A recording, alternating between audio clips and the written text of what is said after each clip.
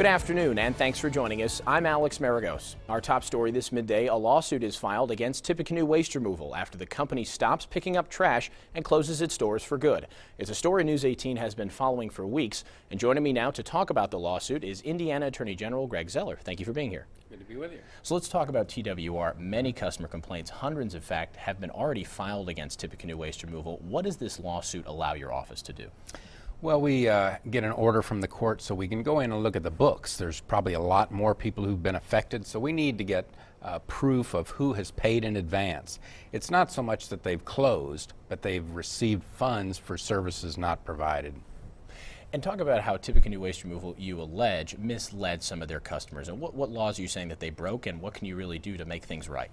Well, the key is what's called deceptive sales. So taking money in advance, giving discounts for taking 2 or 3 months in advance, senior discounts. So there were a lot of things that encouraged people to pay when they could have or should have known that they were going to close.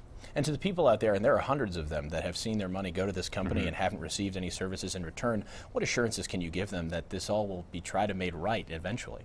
Well, the reasons that we take action so quickly is to try to look to see if there's assets that we can protect so we can try to get their money back. We are telling people to go ahead and make arrangements to have their trash picked up by someone else.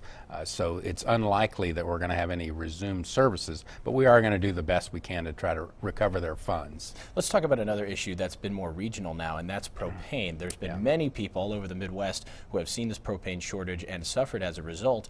What has your office done looking into the propane shortage problem in Indiana? Well, we follow this the same way we do gasoline supply and demand and the prices.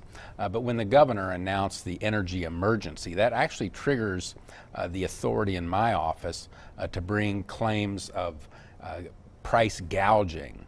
So what we're looking at now is, now that everybody knows that this is an energy emergency, there's a disruption of supply and demand is out of whack. So we're now able to look at those cases again. And if people have spiked their prices based on the energy shortfall, that we can bring these gouging complaints again. I mean, again, it's a consumer protection action.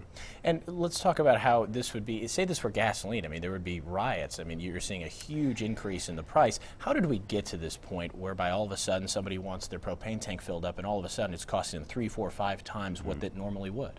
Well, there's a number of parts of the market. But farmers were using a lot more propane to dry the corn, late rains during the harvest. A lot of it was sold abroad, so the price spiked internationally, so there was a lot of sales. So our supply was at an abnormally low level prior to the cold weather, higher demand.